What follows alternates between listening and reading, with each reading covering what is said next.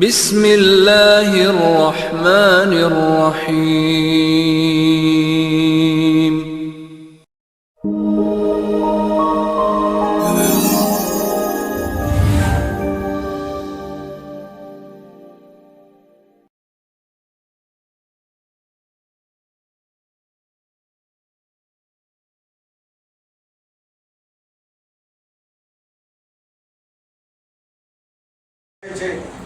আজ থেকে 14 মাস আগে, কিন্তু এই পেশি সরকারের কারণে আমরা সেই দিন নিশ্চিত ছিলাম। আমাদের 5 আগস্টের পর আমাদের নিরাপদ সমাজ কল্যাণ সোসাইটি আমাদের অরিজিনালি ম্যান পাওয়ার প্রয়োজন ছিল 20,000, কিন্তু আমরা তার করবো না। আমরা দ্বিতীয় প্রতিষ্ঠা বার্ষিকীর মধ্যে আমরা 7,000-এ উপনীত করতে চাই। তারপরে আমরা বাকিটা করব। আমরা ইচ্ছা করলে 20,000-এর উপর পারব, কিন্তু কেন করতে পারতেছি না, করবো না।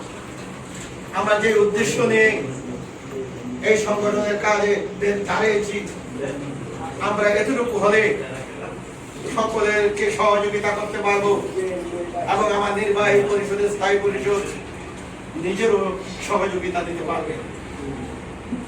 আমি বক্তব্যের পূর্বে আজকে পরিচালনায় যে ছিলেন সে কয়েকটা কথা আপনাদেরকে আমার সম্বন্ধে অবগত করছি, কিন্তু আমি আসলে তত নয়। আমি চেষ্টা করে দেখেছি এই সম্প্রদায়ের জন্য, মানব কল্যাণের জন্য কিছু করা যায় কিনা, সেই জন্য আমি করেছি। আমি দীর্ঘদিন জন্মের পরে শহীদ প্রেসিডেন্ট জিয়াউর রহমানের আদর্শের সংগঠন বাংলাদেশ জাতীয়তাবাদী দল বিএনপি করি। আমি আমার জেলায় যুব দল করতাম।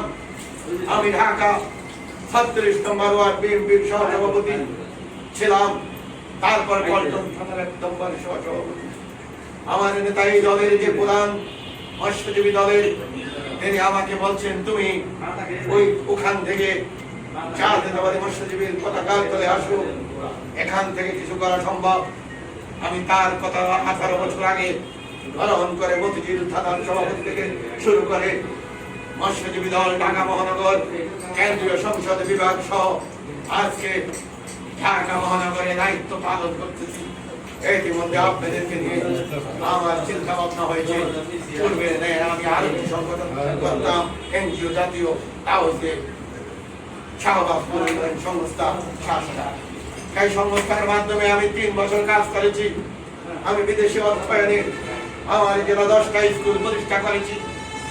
তারপরে ওই ক্লাস থেকে আমি প্রথম এই সময় আমি বিদায় নিয়ে আবার ঢাকা চলে আসি।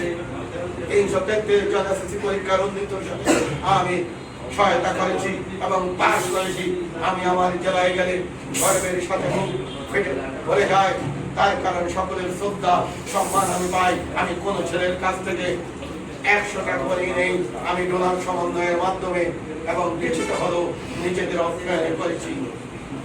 সেই সময় অনেক পরিশ্রম হয় বিদায় আমি ছেড়ে আবার ঠিকাদারি ব্যবসা সহ রাজনৈতিক প্রেক্ষাপটে অংশগ্রহণ করেছি।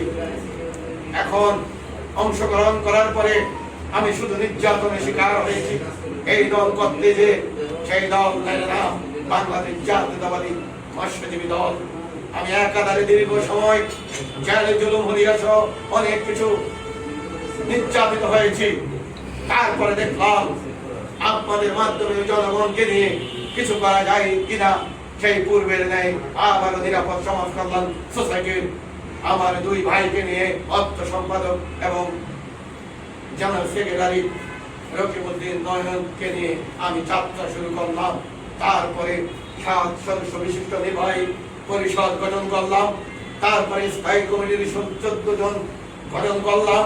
তারপরে আরো 10 নির্বাহী কমিটির সদস্য নিয়ে আজ বাংলাদেশ নিরাপদ সমাজ কল্যাণ সোসাইটির 17 এবং 14 সদস্য বিশিষ্ট নিয়ে গঠন করলাম। আমার প্রয়োজন ছিল, আমি সারা বাংলাদেশে কাজ করতে হলে জনবল প্রয়োজন, শক্তির প্রয়োজন। সেই জন্য এটা সিদ্ধান্ত নিয়েছি।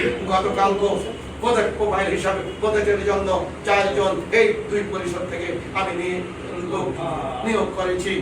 এই পর্যায়ে দায়িত্ব দেওয়ার জন্য আমার উদ্দেশ্য শুধুমাত্র খেটে খাওয়া মানুষের কল্যাণে। আমার উদ্দেশ্য মৎস্য এবং প্রাণী সম্প্রদায়ের কল্যাণে কাজ করে। তারা কার, আমরা কি কাজ করি? আমরা এই সম্প্রদায়ের গোষ্ঠীর যারা যে অবস্থা আছে অবহেলিত, এদের সহায়তা করার জন্য আমার ডোনার সমন্বয় এবং নিজস্ব হাত বাড়িয়ে দেবো তার অংশ হিসাবে গত 2 মাসে 2.5 মাসে আমরা অনেক কিছু সহায়তা করেছি, অর্থ সহ সহায়তা করেছি। এই অফিস থেকে একটা জাতীয় পত্রিকা সহ আমাদের প্রোফাইল তার বিলিবদ্ধ আছে এবং টিভি কিছু সহায়তা করতে হয়। এই গণপ্রজাতন্ত্রী বাংলাদেশ সরকারকে অবগত করতে হয়, তার জন্য দিবি না ডিবিকেও আমরা অবগত করেছি। তারা আমাদের 3 সদস্য বিশিষ্ট এখানে এসেছেন, দেখেছেন আমরা আসলে অবৈধ কোনো কিছু করতেছি না কি না। তার কারণ এখানে রাস্তা, মেন রাস্তা আইনভাবে কিছু করলে তাদের চোখে পড়ে ভালো কাজের পিছনে খারাপ কাজও থাকতে পারে, সেই জন্য আমরা প্রশাসনকে অবগত করেছি। প্রশাসনে এসেছে আসলে একটি বিশেষ সংগঠন, সেই সংগঠনের ছত্রছায়া বাংলাদেশ নিরাপদ সমাজ কল্যাণ সোসাইটির উদ্দেশ্য। ওনারা আমাদেরকে সনদ দিয়েছে এবং সম্মত দেওয়ার পালা। তার কারণ আসলে তো আপনারা মানব জাতির কল্যাণে কাজ করেন। আমরা আসলে নিজেদের জায়গা জমি বিক্রি করে এই সম্প্রদায়ের কাজ করবো না। আমরা প্রথম কাজ করতে হলে একটা দোকান দিলেও তো, ট্যাক্সার দিলেও তো নিজের পকেট থেকে 2-4 টাকা যায়। আমরা ওই পরিমাণ অর্থনৈতিক খরচা করেছি প্রায় 5 টাকার উপরে। এখন আমাদের আশার পালা, দেওয়ার পালা। সেই আলোকে আমরা 20,000 থেকে 7,000 লোক নিতেছি। এর মধ্যে যারা আমাদের এই সম্প্রদায়ের সদস্য তাদেরকে আমরা সহায়তা করবো, কারণ সারা বাংলাদেশে তো 20 কোটি মানুষ, আমাদের দ্বারা সম্ভব করে উঠবে না। আর শুধু এই নিরাপদ সমাজ কল্যাণ সংস্থা দ্বারা সম্ভব করে উঠবে না। সেই জন্যই আমরা একটি ফরম বিতরণ করেছি, যার এন্ট্রি ফি সহায়তা হিসাবে 220 টাকার খরচা যাচ্ছে, কিন্তু আমরা নির্বাহী পরিষদ চিন্তা ভাবনা করে মাত্র 100 টাকার হিসাবে এন্ট্রি ফি হিসাবে আমরা গ্রহণ করেছি। 100 টাকা কারো আসে যায় না। এর মধ্যে যদি কেউ সহায়তা না করতে পারে আমরা তারপরও আমাদের কোনো সমস্যা নাই। আমরা এই সম্প্রদায়ের কল্যাণে কাজ করি। আমি উদ্দেশ্য কি কারণে এই কথাটা ব্যাখ্যা দিলাম, আমি প্রতিদিন ব্যাখ্যা দিচ্ছি। কি কারণে ব্যাখ্যা দিচ্ছি।